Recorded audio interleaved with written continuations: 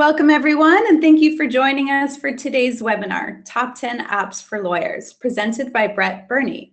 My name is Stephanie Phelan. I'm a marketing manager at MyCase, and I will be your host today. First, I'd like to give you a few tips about participating on GoToWebinar. The webinar control panel is on the right-hand side of your screen. This is where you can control your audio, chat with me, and submit your questions. And please use that questions pane to submit your questions throughout the webinar. I'll be collecting your questions and saving them to ask Brett at the end of his presentation, but please don't wait until the very last few minutes to shoot those over to me. Also, note that these slides and a recording of today will be available by the end of the day tomorrow on the MyCase blog, and it will also be emailed to all registrants. When you close your webinar today, a 5-question survey will pop up. All you have to do is answer those 5 questions and you'll be entered to win a $100 Apple gift card. Someone wins every month and the survey will take only about 30 seconds of your time to complete. If you'd like to join the conversation on Twitter, the hashtag to use is #LegalApps. This webinar has been approved by the Wyoming State Bar and the Florida Bar for 1 hour of general CLE credit, including 1 hour of technology CLE credit. If you are a Florida Bar member, note course number 2667R to self-report your CLE. Please note we do not provide certificates for this webinar. Today's webinar is hosted by MyCase, so before we jump into things, I'd like to give you a quick overview. MyCase is web-based law practice management software that takes care of your daily practice requirements for calendaring, contact management, document management and templates, time and billing, client communications, custom workflows, and more in one solution. MyCase is priced for solo and small firms at just $39 a month per user. We also offer MyCase websites for our customers. The one-time fee to set up and build your custom website is $9.95. Then there's a $50 per month fee to maintain and update your website. Our websites team makes some beautiful websites and they can build one for your law firm too. We use a modern professional design built for your firm. The websites contain social media and blog integration. And best of all, a client portal which is completely integrated with your MyCase software. So now you and your customers can log in to MyCase directly from your own website. And next up is payments. Are you accepting payments from your clients online yet? Well, you should be, and it's easier than ever. MyCase now has a built-in credit cards payments feature for our payment service. MyCase customers can accept online payments from clients using both credit cards and checking accounts seamlessly through their MyCase account with no third-party integration required. Last but not least, we enjoy hosting educational events for professionals in the legal industry, and that's why we're all here today. So let me tell you a little bit about our presenter. Burney is the principal of Burney Consultants, a legal technology consulting firm. He is also a highly sought-after trainer and presenter for lawyers who seek to integrate Macs and iPads into their practice. Brett has been a featured speaker at numerous legal technology conferences and served as chair of the 2015 ABA Tech Show. Brett speaks regularly for local and state bar associations nationwide and is routinely quoted in industry interviews for Techno Lawyer, Legal Tech News, ABA Journal, and more. Brett also shared with me that while in college he played the saxophone and the nose whistle. Yes, you heard that right, the nose whistle. After discovering this, I educated myself on the nose whistle, learned that yes, this is actually an instrument, and apparently Brett was very good at it. Brett, it seems that you have many talents, one of which, luckily for us, is teaching lawyers about using apps in their practice. So thanks for being with us today, and I'll let you take it from here. Wow. Thank you, Stephanie. Thank you so much. I'm so glad I shared more about myself.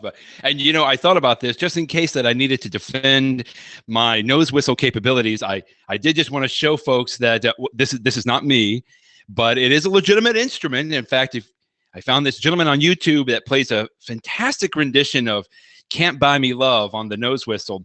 And even more surprising to me, he almost has 13,000 hits. So if this whole legal technology thing doesn't work out for me, I know exactly what I'm doing next. More to the point of what we're talking about today, however, is a fun project, my newest project that I started. It's a blog called appsinlaw.com, where I post short video reviews of apps that I know are interesting to lawyers in their practice. I also just started a podcast where I interview lawyers about one app that they use. And a couple of weeks ago, you can see here, I interviewed Nikki Black, who is the legal technology evangelist for MyCase. And she talked about the app Slack, which is a communication app that she uses to keep up to date with all of her colleagues at MyCase and clients and other folks. Anyway, just a great place. Love for you to go to the Apps in Law website, sign up for the newsletter. That way you can get access to all of the new reviews that come out. And of course, mobile technology is an idea that we've all had for many years, right? The idea of being able to practice wherever we are, wherever we go. We have seen a multitude of different methods to work remotely out of the office, to be able to do more when we're not chained to a desk in front of us. And the question, of course, is whether we've actually made it there yet. Are we there yet? The ABA puts out an annual legal technology survey report, and the tech report here kind of summarizes bits and pieces of it. And I love this. A few months ago, they said in 2016, it had finally, maybe perhaps, mobile technology is now decidedly ubiquitous for lawyers. And I think that's a fair statement. And the way I position it to a lot of folks, a lot of lawyers and legal professionals, is even if you're not the most gung-ho on using mobile technology, it's really becoming an expectation today, right? Your clients expect it, that they can get access to you at any time. Your colleagues expect that you're going to have access to your mobile devices and your work. The tech report even identified, I think, what a lot of us know today, that we work a lot from home, right? A lot of us go home, take work home. We're able to do that on our laptops or computers there. Certainly when we're traveling, sometimes we're at the courthouse or the client office. And I think still true today, the number one tool that most lawyers use for remote computing would be the laptop, right? We've had this for several decades. It's an easy way to take our work with us wherever we go, the full computing power of a full computer on a laptop. But you can see 27% responded they use a smartphone these days to get their work done. And I would venture to guess it's probably because we're using that to check email and calendar. And then 13% reported that they're starting to use the tablet more and more, a variety of different tablets, to get their work done from wherever they are. Now, me, I like to dig just one level deeper in this and kind of find out, well, what kind of smartphones are they using, or what kind of tablets? And you can see that the top little graphic there shows that the iPhone reigns supreme still, with about, 73% of lawyers saying they use an iPhone. The Androids, well, it's gaining there, right? You hear back and forth between the fact that people can use an Android, and it's a little bit of, you certainly have a few more options for what kind of hardware you want to use for an Android. And, God bless you, those that are hanging on to the BlackBerry. Hey, stay strong. There are still some of those out there, and I know there are some instances where it's necessary to be able to use a BlackBerry, and a few Windows users kind of going away. And for some weird reason, some of the respondents actually didn't even know what kind of smartphone they were using. That's okay. We could talk a little bit more about that later. And then on the tablet side, quickly on the bottom there, the iPad reigns supreme. There's a variety of different Android devices out there, and the Windows tablet devices, which I'm presuming means today the Windows Surface, which I have to say personally I consider to be first a Windows laptop, since it can run a full version of Windows 10. And oh, by the way, you can rip off the screen if you want to use it as a tablet device. But the Windows Surface, I think I see a lot of firms switching to the Windows Surface because it can run a full version of Windows and all the software associated with that, but it can function as a tablet in some cases if you need to. All right, and just a quick few seconds on a little defensive standpoint here. You may have seen a lot of these headlines that the iPad is dead. It's over. It was nice while it lasted. It's going down the tubes. It's never going to be the same. And I just tried to put some of these numbers in perspective. And while the iPad may not be selling as quickly as it did maybe a few years ago, I go around and I ask people, well, wait a minute, why don't we actually see how many iPads that Apple sells maybe every quarter? The iPad was introduced in the spring of 2010, and here we've got a nice little graph that shows us per quarter the number of iPads that Apple sold. And I just like to point out that very last bar on the right there. In the first quarter of 2017, Apple sold 13 million iPads. Now, I'm sure you know several companies that would like to sell 13 million of their products, especially if it's a high-end, wide profit margin electronic device. And now, was 13 million the most that Apple has ever sold? No, but it's still 13 million just in one quarter. So I don't think we're ready to call the death of the iPad yet. And it just, since I have this information from the ABA Tech Report, Stephanie, I think let's go ahead and do our first poll. I would just be interested to see what kind of tablet devices that all of you are using these days. You certainly have the iPad. Let me pull this up real quick. The iPad, which could be any make or model, any size of the iPad that we have today.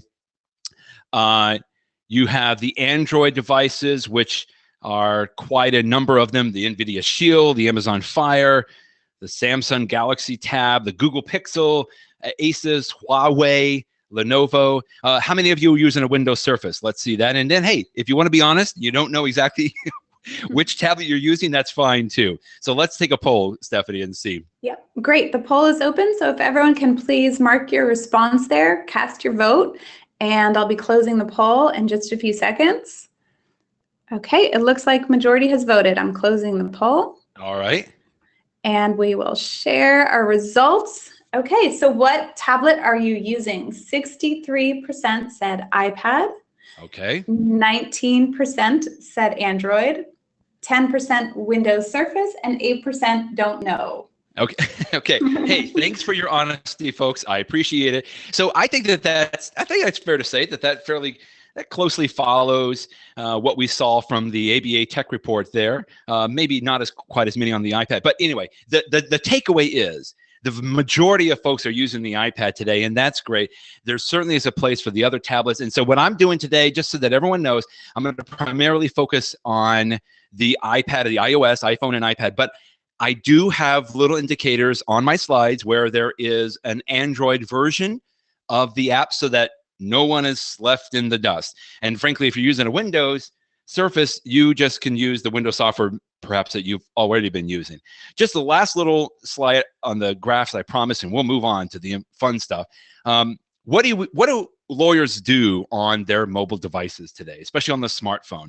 You might guess, making phone calls would be one of the primary things. If you look at the bottom here, I'm not really sure why these are, I usually think of the graphs as being inverted, but hey, that's how they printed them. Email, as I mentioned, that's probably the primary activity that lawyers will conduct on their tablet devices or their phones. Then we go to calendar, contacts, internet. Research apps is the third from the top there. And I'm assuming I'm going to address that here in just a couple of minutes. That's looking up cases, opinions from Lexis or Westlaw, which is great. I also just want to make one quick comment here. We think about smartphones as, hey, it's a phone that can do a variety of different things. But have you ever taken a few moments to list all of the activities, all the things that your phone can do? I try to short list here that, just as a quick brainstorm, what products has my iPhone replaced? I use it for email and calendar like we talked about. I listen to the radio on it. I use it as a camera and a video camera. I watch movies on it. I use it, get all my news on it. I read books on it, get my weather, travel itinerary, the task list. And actually, yeah, by the way, it can make phone calls too. I just want to point out, we think about a smartphone as a phone first that can do a few other things, but we really need to think about these devices as really mini computers that, by the way, can also make phone calls. I believe when we approach it that way, a lot more folks would be more aware of the fact that these are miniature computers that can do a lot of the same things that even a laptop can do. In other words, we need to apply the same security measures and be cognizant of the security considerations, even when we're talking about a smartphone or a tablet here. So let's get right into the apps here and start to, oh, I'm sorry, wait a minute. That's for a whole other different presentation. Sorry about that. Okay, let's get down to the serious stuff here. Number one, maybe a little bit of a cop-out. Well, I should just say, all of you get a lot of bonus material here today. So it would be easy to give you the top 10 apps, and I'm certainly going to give you the apps that I think and recommend, but instead of just throwing the apps out there, and I hear this all the time, people get upset that I didn't mention their favorite app, or they think another app is a little bit better. I'm going to give you 10 different sort of categories of the apps, and I'm going to address the ones that I believe are the best in each of the categories and some pluses and minuses on different things. So first, cloud-based file management. Now, the points that I want to make here, because I know as soon as I mention that C word, there's some bristling out there and people are a little nervous about using the cloud. There are several ways to get files from your computer over onto your iPad or your iPhone. You can email attachments to yourself and then move them on your iPad. You can use the iTunes software on a Windows or a Mac computer to copy files from your computer over onto your iPad or your iPhone. But the easiest method is to use a cloud-based file management system, such as Dropbox or Box or Microsoft OneDrive or Google Drive. These systems are most of the time free, although if you're using it from a professional standpoint, I would recommend that you need to pay for a professional level, like a pro subscription or a premium subscription. That gives you a little bit more security on there as well. And you know what, before I get any deeper, let me just address that bristling aspect out there. Can you store confidential client information on cloud services? That is actually the question that has been raised in at least 23 states so far. The ABA at the Legal Technology Resource Center put it up a nice little map that shows you the number of cloud ethics opinions available currently. And out of those 23 states, the answer to that question, can you store client confidential information in the cloud, is yes, as long as you take the reasonable precautions to protect that information, which is the same duty that you already have when it comes to your phone. Make sure you got a passcode on there. When it comes to your laptop, make sure you got a password on there. When it comes to your briefcase, make sure you know where it is. You don't leave it in the back of a cab, for example, for somebody to pick up that kind of information. So you can use cloud services. In fact, not just the storage services we're talking about here, but even systems like MyCase, for example, which is a cloud-based practice management system. So any of these cloud-based file management apps will give you complete access to your files wherever you are. If you use Dropbox, for example, you can leave the office, you forgot to print out a document or copy a document over to your iPad before you left, you can use the Dropbox app or OneDrive or Google Drive to get access to those files when you're away from the office. You can upload and download those files. You can share links with folks. And then you can also make the files available offline. So here is a quick screenshot of Dropbox. In fact, I'm using my iPad right now. So let me see if I can go out of my iPad here and the presentation and go to my Dropbox app. I'm just going to quickly show you a couple of tips here. In the upper right corner is my Dropbox app up there. And if I jump in, I've got a list of my files on the left side here. And I can jump around to the different documents. I've got Word documents in here. I've got PDF files in here that I can jump back and forth. And I have to be connected to the internet in order to get access to those files, since they are all stored in Dropbox. However, if I tap the little down arrow to the right of the file, one of the options that Dropbox and Box and OneDrive and Google Drive give you is I can make the file available offline. And if I tap that, what it's doing is it's actually downloading a local copy of the file. And you can see now I've got a little additional icon there that tells me that this file is now available offline. So if I leave the office and I don't have internet access any longer, I can still open up my iPad. I can tap in the bottom left the offline button down there, And then I still have access to those files. In other words, I've made a local copy of those files. And when I'm done with that file, I can remove from device, or I can make sure that it's back only available in the Dropbox cloud at that point. And I use that constantly as a way to carry my files around whenever I am leaving the office, for example. So let's move on to number 2 then. It's a similar vein, but once you have mastered those cloud-based file management apps from Dropbox or Box, you might want to do a little bit more. Those apps are all great. They're free from Dropbox or Box or OneDrive, and they give you access to those files, but you're limited in annotating files or organizing them a little bit, which is why I regularly suggest that most folks need an additional app, what I would refer to as a file manager, or even sometimes a PDF manager, as we'll see in just a moment. And the reason I recommend these is because I always say the iPad didn't come with a My Documents folder, right? We've been using the My Documents folder on Windows computers for decades, but we don't have that on the iPad or the iPhone. So when you don't have that capability, one of the things you can do is use an app like DocumentsFive. This is a fantastic app. And in fact, I just recently reviewed it on my website, Apps and Law. So if you want to get a little bit more information and see how it works, you can go to the website and view that. In fact, here's just a quick little screenshot. If you look now on the left of the screen, there's 2 different sections. In the top left corner, there's the On My iPad section. And you can see I've highlighted the Documents folder there. Those are documents that are locally stored on my iPad inside the DocumentsFive app. I also have the capability to sync folders from my cloud services. If you see the synced folders icon there, the 3rd one down. Now in the middle of the left panel there, you can see there's a section called In the Cloud. And here is where I can add multiple cloud-based services to get access to those files. I've got my Dropbox account linked there. I got my Microsoft OneDrive account linked there. I have 2 different Google Drive accounts. One is for the business drive, you see Biz Drive, and the other is a family account for all of our pictures. But what's great about DocumentsFive is I can access both of those accounts. I can't even do that in the Google Drive app. So I can move files even from my business drive to the family pics or vice versa if I wanted to. So DocumentsFive, it's a free app. It's great to have that as a file manager. But one more step would be any of these 3 apps.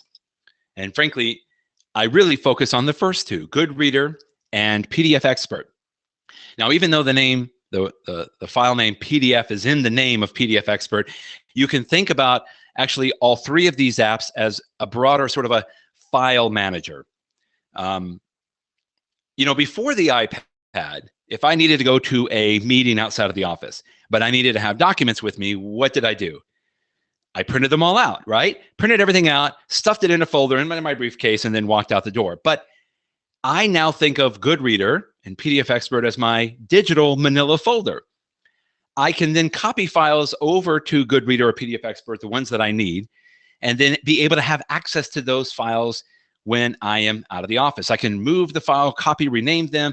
I can view multiple files. I can annotate the PDF files. In fact, let me just jump into GoodReader just a few seconds here and show you how that works. I've got a list of files over on the left side, and you can see they're even syncing with my Dropbox folder. And if I tap into a law review article here, I can now pull this up and I can read this file much like I had printed it out. And even better, I can zoom in since I'm now into the progressive lenses stages after my last eye doctor appointment. But once I've zoomed in and I can read this a little better, I can even actually highlight in pieces of information on this file. Just like when I was in school, law school, I would print out law review articles or cases, and I would have a small little pencil bag where I would have different colored highlighters and pens, and all of the different colors meant something to me. I now can do all of that right here within GoodReader. I can jump around to different documents that I need to. I can search the text of these documents.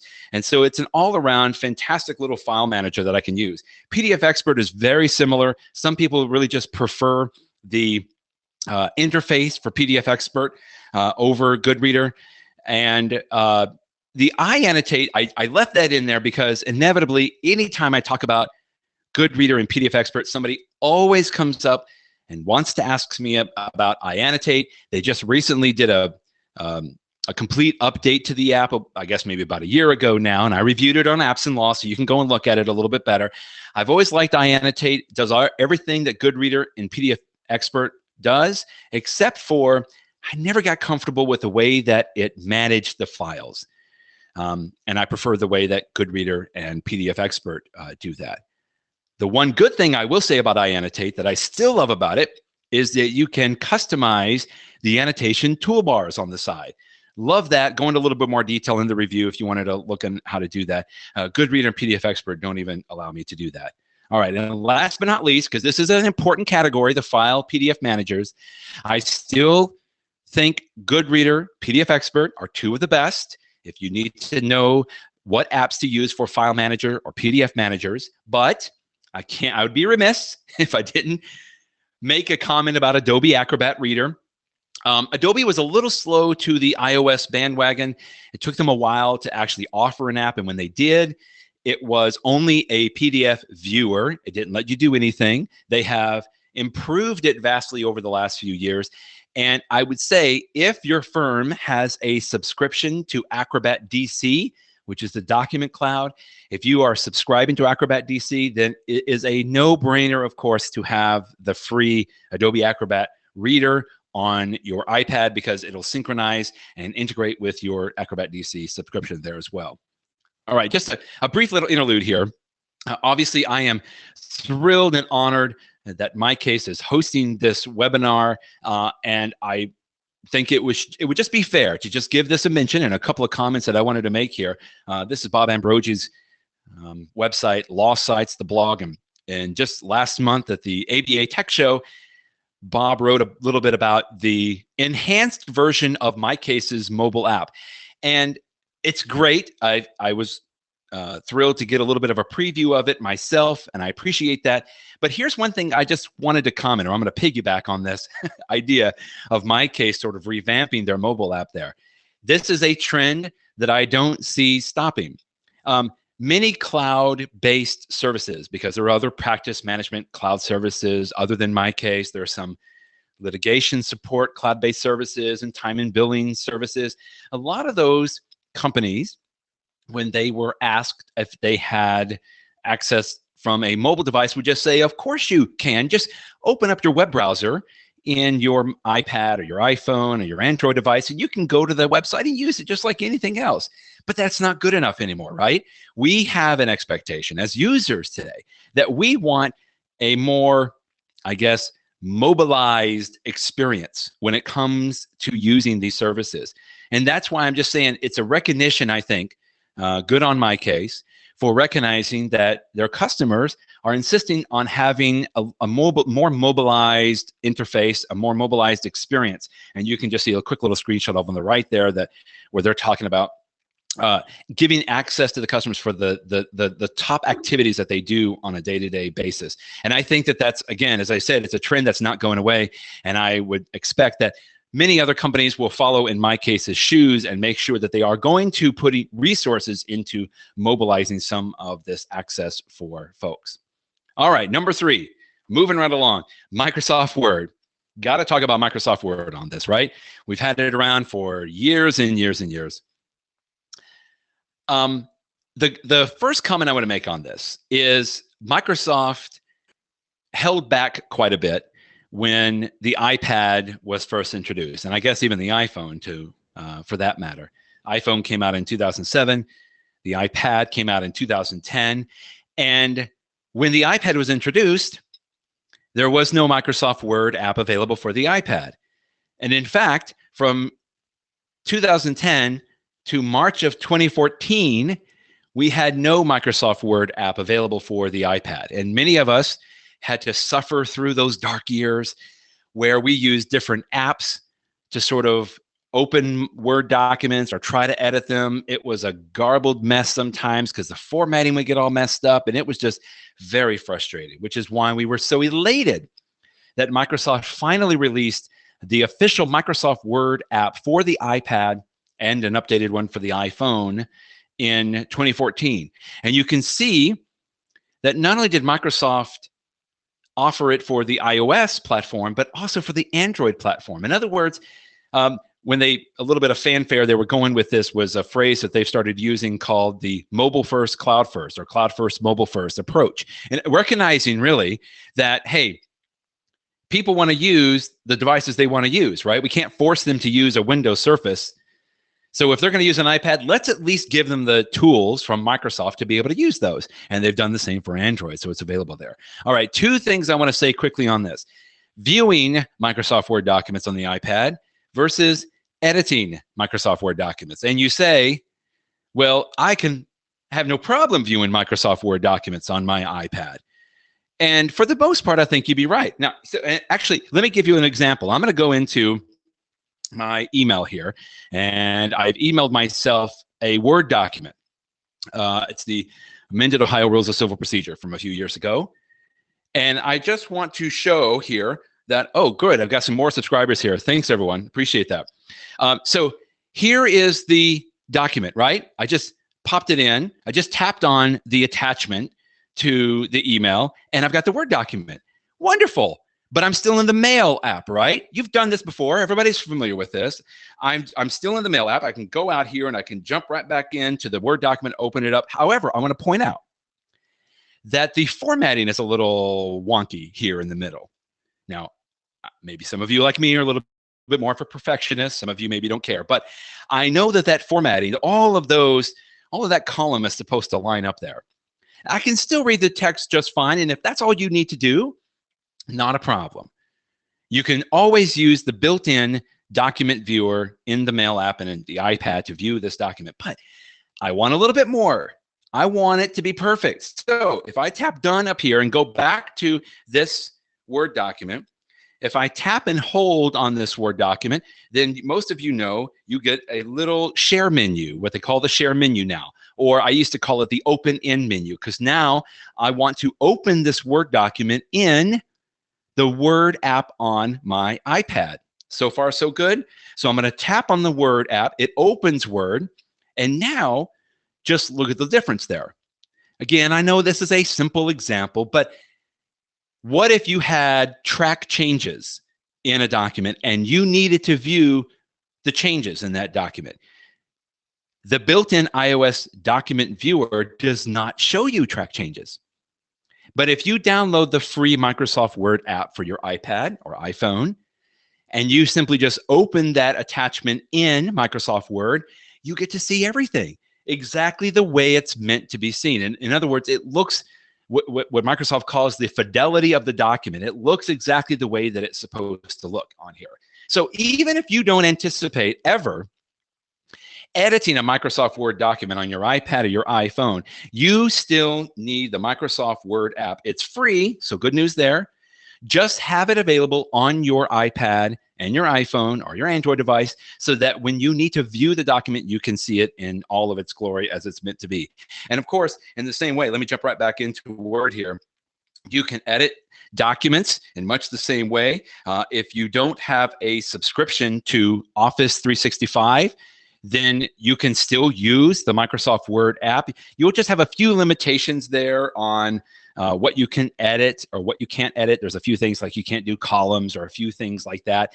But everything else looks pretty much the same. I've got my toolbar or my ribbon at the top there, so I can insert some items. I can change the layout. I do have access to track changes for about the 50% of you that care about that. So I have that capability all here built in within the Word app in my iPad or my iPhone. So it's absolutely worth having the Microsoft Word app, and it's free. So that's always a good thing as well. All right, how about another poll question, Stephanie? How many of you have given a presentation on an iPad or a tablet? Can be any kind of a tablet.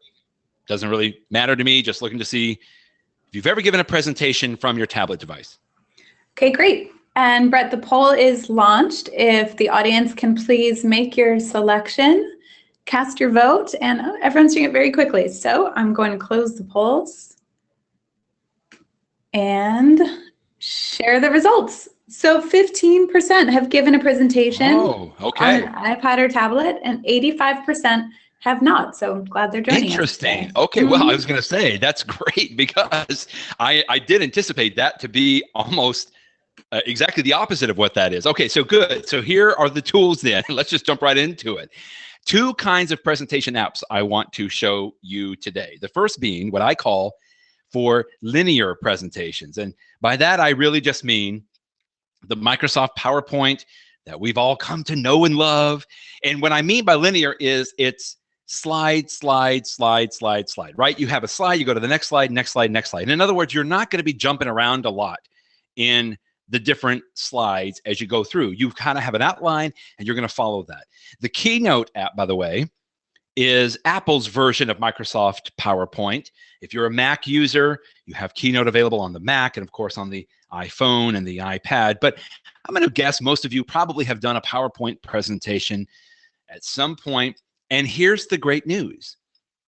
If you have done that on the computer, then keep doing it on the computer. In other words, you can create your presentation on the computer, Windows or Mac, just like you've always done. And when you're done with the presentation, you can copy the PowerPoint over onto your iPhone or your iPad or your Android device, since PowerPoint is available for Android as well.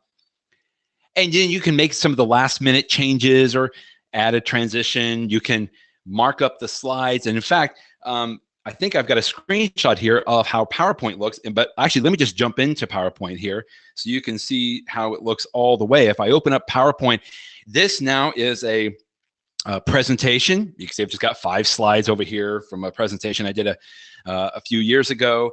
I can change some of the text if I need to. I can add an image if I need to. In fact, a lot of times I'll even take a picture with the iPad camera of a document and insert that into a presentation. And when I'm done, I can go into the play mode. So I would typically have this connected to a projector. You can do that wirelessly with the Apple TV, for example, or you can do it with a wired adapter. And in the top right corner up there, you see a play button up there. And that play button then goes into presentation mode.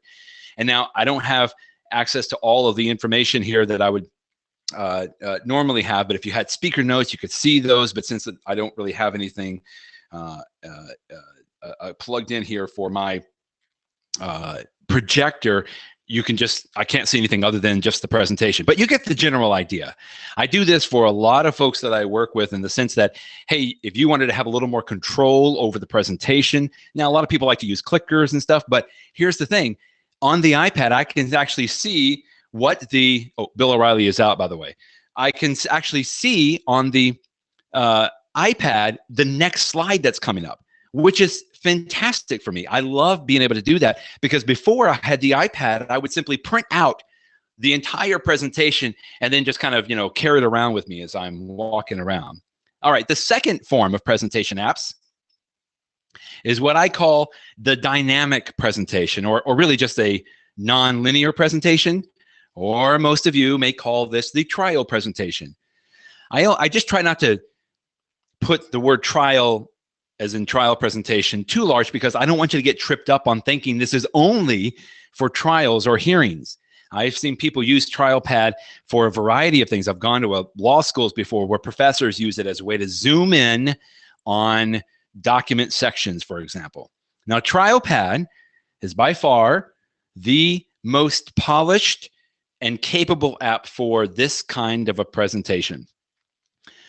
Although my friend is fond of saying $129 for an app is kind of like, that's like $1 million in App Store money, right? That ain't Angry Birds pricing here. This is some serious software that you're paying for. And in fact, a lot of people just kind of, I find, are turned off completely, even just by the price tag. But then you have Trial Director for iPad as well. But here's the thing. TrialPad on the iPad, since it's only available on the iPad, I would say is absolutely comparable to the full-featured Windows trial presentation software like Trial Director or Sanction, if any of you have used any of those. You can do call-outs on documents. You can highlight the text, what I like to call the John Madden mode. You can circle paragraphs or words. Now, this is a quick screenshot of TrialPad. I can't go into the rest of it yet, but this is what you see on your iPad.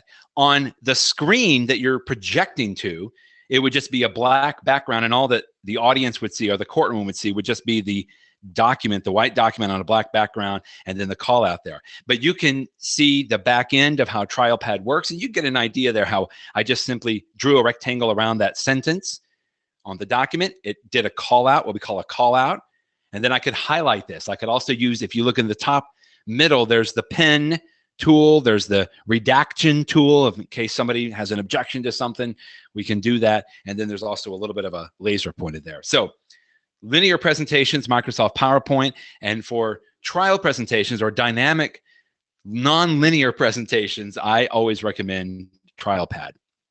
All right, let's do legal research, which is one of the items that showed up in that ABA tech report as what lawyers are doing with their mobile devices. This is almost a no-brainer. If you use Lexis, great app. Lexis Advanced. Westlaw has a great app as well, also available on Android. It's great to have these apps available, even if you don't use them all that routinely, because they connect in with your account. Although I have said and noticed that once lawyers get used to using Lexis or Westlaw on the iPad, they almost turn there first because it's just a sort of a simpler interface that they enjoy using. And then Fastcase is another good one. You can even sign up for a free account on Fastcase. You got some limited access to court opinions, etc. And you might want to check with your state or local bar association. Sometimes they have agreements with Fastcase to give you a little bit of access on there as well. Here's a couple of screenshots from the Westlaw app. Makes sense. You can do some searches and what you need to. You may not have the full capabilities of what you find in the online versions, but it's enough, and certainly going to be very helpful when you're out of the office and you need access to something immediately. Now, Westlaw and Lexis and Fastcase are great to be able to look things up, but in order for you to use them, you have to be connected to the internet, which is why I love to offer a couple of other apps here, LawStack and Rulebook. I do a lot of e-discovery consulting, so I'm constantly referring to the federal rules of civil procedure and some of the state rules. I used to carry a little really dog-eared, tattered book around with me that had all the rules because I would keep flipping around to the book, but it was like 5 years out of date.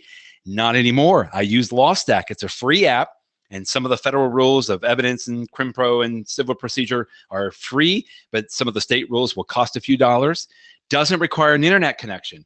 It replaces all those books, and it updates automatically. So here's just a quick little screenshot here of LawStack, Federal Rules of Civil Procedure. I can search for any phrase or word that I need. I can't do that with the book. And what's even best, as I mentioned, it updates everything. So in fact, if I jump into LawStack right now here on my iPad, I can see I've got 2 updates that are available for my, let's see what they are. Let's say Federal Rules of Criminal Procedure and Federal Rules of Evidence. In other words, LawStack and similar apps like Rulebook keep them all updated. So I don't have to worry about like getting a new version or throwing away the old book. It's all right there available for me. So that's LawStack and Rulebook. If you want to know a little bit more, I did a review on LawStack as well at Apps and Law. You can go and watch the little video there. Okay, last poll, Stephanie. Let me ask similar. How many of you have taken notes on your iPad or any tablet, I guess? Typing or hand, do you take notes on your iPad, whether typing them or handwriting them? Let's see how many of you have taken notes on your iPad or your tablet device.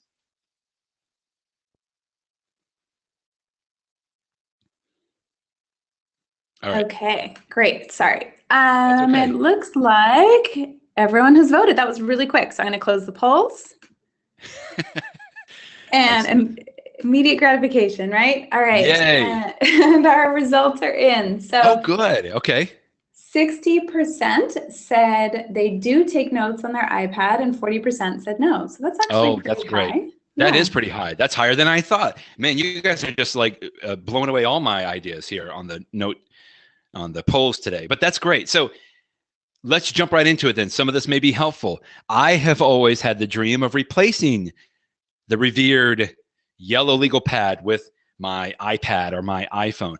Before the iPad, I used to handwrite notes on a yellow legal pad. I'd go back to the office. I would scan those papers into my computer as PDF files and then save them with the client files, right? So I could throw the paper away, right? Recycle.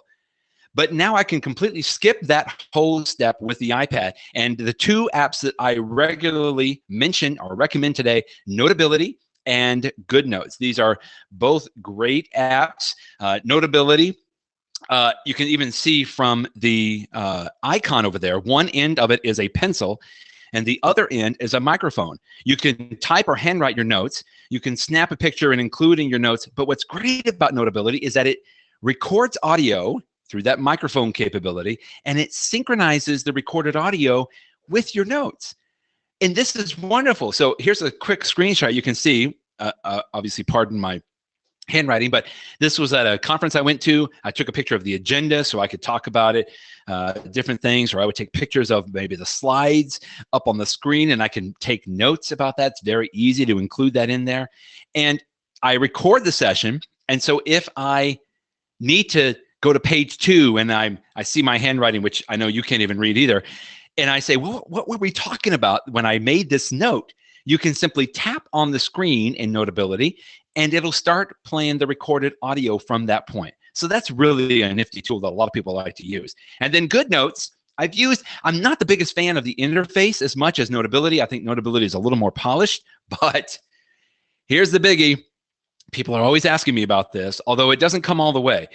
The question that actually most people ask is, what app will magically change my handwriting into editable text, right? Isn't that the question everybody wants to know? I don't know if there's that much magic in the world just yet. We're getting close, but one of the things that GoodNotes does is it will actually search your handwriting. It doesn't convert your handwriting, but it'll search your handwriting. So here's a quick screenshot. You can see this is some notes I made at a meeting I was at. It was AmLaw 200, not too much. I don't know what I said there. Not too much lower, I think. I can't even read my own handwriting. But you see, I searched for the number 200, and you can see it's highlighted there on the left. In other words, it found it. GoodNotes went through, and you have to proactively say, index all of the handwriting, and it'll search. Although I see it didn't really do the best job at recognizing not too much lower. It said mother much toner. So, okay, so there's, you still got to have some pretty good handwriting. You can't get away from that completely on there. Last but not least, on the note-taking side, I got to mention these two, OneNote and Evernote. Both free apps. Some of you may be using these. These are what I would consider to be more of note managers, online note managers. Both of them will allow you to organize your notes. OneNote uses tabs. Evernote uses tags. You can sync your notes across your different devices. You can embed images and files, audio recordings. Here's a screenshot from OneNote. So you can see the tabs at the top there, which is nice. I'm familiar with that from the big, 4-inch binders that we use. You can add pages there. And Evernote, in a similar fashion, will allow you to pull in information, including websites. Here's a couple of stories that I found on the web, and I just sucked them right into Evernote, which was kind of a nice way I can search all of this information a little bit later on. Both of these are free, and I recommend starting with one of them. If you subscribe to Office 365, I would say absolutely OneNote is the way to go. But if you have been using Evernote, it's something maybe to stay. In fact, last week I interviewed Ernie the attorney, Ernie Svensson, who talked about on the podcast how he uses Evernote. And we have some really great stories. He talked a great way about how he uses Evernote and how it's saved his bacon a couple of times. So I commend that to you. All right. Transcript management, for just a sliver of you that may care about this, right? The litigators out there, TranscriptPad is a sister companion app for TrialPad, this time for transcripts. If you use TextMap at your firm, they've got a free app available. And Westlaw has the Westlaw Case Notebook Portable e-transcript with the longest name ever app. TranscriptPad uses and opens text files, the TXT files, does not do e-transcripts. And TranscriptPad does an amazing job on PDF reports there. If you're already using TextMap in your firm, stay with the TextMap app. It works great on the iPad. And then if you do get e-transcripts from court reporters, which is typically sent as a PTX file, the free Westlaw Case Notebook Portable e-transcript longest name ever app will actually open those e-transcripts for you. Here is a quick screenshot of TranscriptPad, very polished. You can see I can select lines of text and associate an issue with it or even apply a search. Here's a screenshot from the Westlaw app. It's not as pretty. It does work. You can highlight some of the things, and then it also synchronizes back to your computer if you have the Case Notebook software available on your computer. And of course, I did a review on this, so if you want to know more about a PTX file and how do you open it, you can go to the Apps and Law website and search for my review of the Westlaw Case Notebook. Document scanner, moving along. All of us know, of course, today that any mobile device that we're using has a camera on it, and a camera can take a picture of a coffee cup just like it can take a picture of a document. I use this capability on my iPad all the time. If I'm at a client office, for example, and they say, here, sit here, I'm going to run down the hall and make a copy for you of this document, and I'll come back. And I say, no. I am much too nerdy for you to walk down the hall. Just lay the document on the desk, and I'll use my document scanning app. I like ScanBot 6. It's free, but I would absolutely recommend the in-app purchase of $7.99, which adds a couple of features for OCRing the document. Scanner Pro has actually just recently had a very nice upgrade where they also offer OCR inside the app as well. I'm literally taking a picture of a document, but then I can save that picture as a JPEG image or a PDF file, which is what I typically do. Here's a screenshot of ScanBot.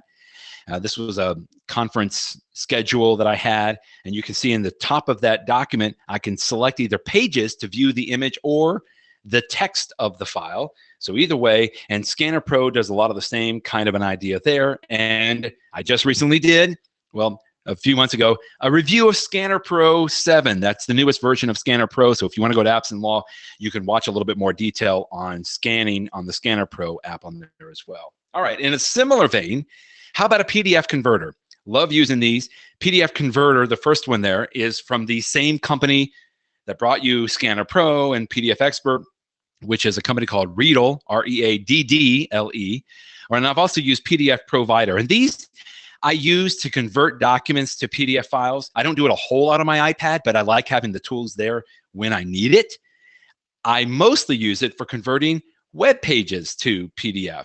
And then once I convert a web page into a PDF, I can then use the open in menu or the share menu to send the file over to Goodreader or PDF Expert. So here's a quick screenshot of PDF Converter. I'm not sure why. I was looking for the lyrics to Bob Dylan's Gotta Serve Somebody, but I found him and I converted it into a PDF, and then I was able to open it into Goodreader, for example, so that I could highlight some of the text, I guess, is whatever that I was doing at the time. All right, what about the other way? You want to go the other way? One app here, PDF to Word Converter. So in other words, somebody sends you a PDF, you need to make some edits to it. So there is an app available for that. It is free, but it'll take some time. You pay for the free with time. I think I did one of these yesterday, and it took about maybe 8 to 10 minutes before I got the Word document back. But if you pay $10 as an in-app purchase, you can get what I think is the greatest in-app purchase name ever, a lifetime of immediate conversions. So if this is something you need to do quite often, you can actually do it on your iPad and PDF to Word converter. All right, number 10, we're almost there. Task management, to-do management. A couple of things here. I know the Android devices have their own reminders function on there. I'm not as familiar with it as I am for the iOS Reminders app. On my iPhone and my iPad, I love the fact that I can just use Siri to say, remind me when I get back home to let the dog out. And because all of these devices track us with GPS, it'll know when I get home, and it'll actually remind me as soon as I start to pull in the driveway. But another couple other apps, Wunderlist, or I like to say Wunderlist, it is German, and Todoist, those are fantastic apps. In fact, Wunderlist was recently purchased by Microsoft. They still are letting it go on, which I hope they will continue to do quite a bit. Here's a couple of screenshots. I actually use Wunderlist for a variety of lists. It's not just sort of a to-do. I have a list for groceries, and I have a list for the books I want to read, and I have a list for packing, travel list, but I also have a client list and things that I want to do. You can share those tasks. And in fact, I was just working with a firm of about 13 users, and one of the attorneys used Wunderlist across the firm. Like, all of his paralegals and assistants had access to it because that's how he was sharing, like, who was doing what and what they need to do for certain clients, etc. All right, bonus, real quick. Bonus number one, password managers. I hope you're using some kind of a password manager.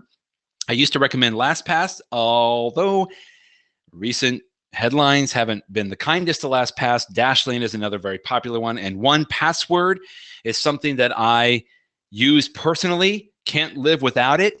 It's the only thing I use to log into websites that I want to make sure I have a good password for. I even preserve things like credit cards and information in there. If you want to know a little bit more about 1Password, I recently interviewed Jeff Richardson, who's a large law firm lawyer in New Orleans, also authors the iPhoneJD.com blog. In fact, I think he's done a MyCase webinar in the past. And this was a few weeks ago. He went into all kinds of wonderful detail of how he uses 1Password in his practice and where he goes around. So offer the appsandlaw.com website to you there. Oh, even more bonus. Okay, last slide. A few other items. Just quickly that I couldn't stand myself if I didn't mention them. Love having a dictionary app on my iPhone and iPad so I can look things up. Fantastical is a good calendar replacement for the default iOS app, as is Microsoft Outlook would be a good replacement for the default mail app on your iPhone or iPad. Text Expander is for expanding snippets of text, which is wonderful. I use that across the Windows and Mac and on my iPhone and my iPad. If you got a doc management system in your firm, there's apps for all of those, NetDocuments, iManage, and WorldDocs. And then Copied is a nifty little app, what I would call a clipboard manager. So I copy things from different areas, an email or a Word document. I can paste it into a note, for example, and I use Copied quite a bit for any of that. And with that, I'm going to turn it back over to you, Stephanie, for the last few minutes and any questions that we have. Yes, you covered so much today, Brett. Thank you. That was a lot of information. And just as a reminder, we will be emailing a recording and a copy of the slides to everybody that registered tomorrow. So for those of you who have to leave us now, take note of a few things. When you close your webinar, a quick 5-question survey will pop up. Just take 30 seconds to answer those questions and you're entered to win the Apple gift card, a $100 Apple gift card. If you are a Florida bar member, note course number 2667R to self-report your CLE. Now, we don't provide a certificate, so you're going to be self-reporting that. And we have an incredible amount of questions today, Brett. We will not get to them all. So okay. we will include a Q&A follow-up in the blog post or separate from the blog post. So as long as you don't call me right now. Apparently, I put the phone number up there. I thought I did the do not disturb. Anyway, I'll just get out of my iPad app here and happy to take questions. Okay, great. So we do have great questions. Can't get to all of them, but we'll give the people what they want. A lot of people wanted to know which iPad or which particular device you recommend. Oh, yeah. Okay. So specifically for the iPad, Apple just last month released the iPad Nothing, right? I think it was sort of a lower end iPad. I think it starts at $329 or something like that they did. However, for the vast majority of lawyers that are looking to purchase an iPad, I would highly recommend the iPad Pro. The iPad Pro comes in 2 sizes, the mega size, right, which is the 12.9-inch iPad. That's the larger one. And then what I would consider to be the regular size, which is the 9.7-inch iPad. And then there's the iPad mini. Don't worry about the iPad mini. I think the iPad Pro 9.7-inch is the best of all worlds for the vast majority of folks that I work with. However, you can do yourself a favor, go to an Apple store that's somewhere around where you are, at Best Buy or something, and pick up both sizes and see the 9.7-inch and the 12.9-inch and see what works a little bit better for you. Some people love the larger size. Jeff Richardson is fond of saying he loves it big because it's, first of all, he's like me, we have failing eyesight, but it looks like a full page document, right? It's like an 8.5 by 11 sheet of paper. The 9.7-inch is fairly close to that, but the bigger is better, and he likes that. So go and see which size feels a little bit better in your hand, and also the Pros, because with the Pros, the iPad Pros, you can get the Apple keyboard, the external keyboard, recommend that, and they also support the Apple Pencil, which is an extra $100. Not like that they're already milking you for all they can already, but $100 gets you the Apple Pencil, and that allows you to do some fantastic handwriting for your notes and everything else on your iPad. So that's what I'd recommend. And don't forget this. It's a kind of a dirty secret, but some people have done this, I know. Apple gives you 14 days to return it. So if you want to try the bigger one, the mega size, go ahead and get that if you think you like it. But within a week, you're going to know if you don't like it or not, and then you can go trade it in for the 9.7 inch. So hopefully that helps to answer the question. Okay, and did you have a recommendation for a non-Apple pad? Oh, I'm not the most familiar. I guess I would say it this way. For the Windows side, the Windows Surface, of course, and that Surface Book looks very nice. Although I think they have the Surface 4. I'm not sure exactly the timing and when Microsoft is going to release the next Surface, but you always want to get the most up-to-date version of the Surface that you can, which you're going to be paying probably close to $2,000 for that. But it's a full computer. Just remember, it's a full laptop. Now, on the Android side, I'm sorry, I'm just not as well versed. The Samsung Galaxies and the Google Pixels, Pixel, are the ones that I keep hearing a lot more about these days. Okay, excellent. Well, we are out of time, and I do promise to everyone out there, you have great questions. We'll get those answered on the MyCase blog from Brett. So thanks for joining us today. Brett, thanks so much. Such an enthusiastic and information-packed session. So thanks again. My pleasure. Thanks, everyone. Bye-bye.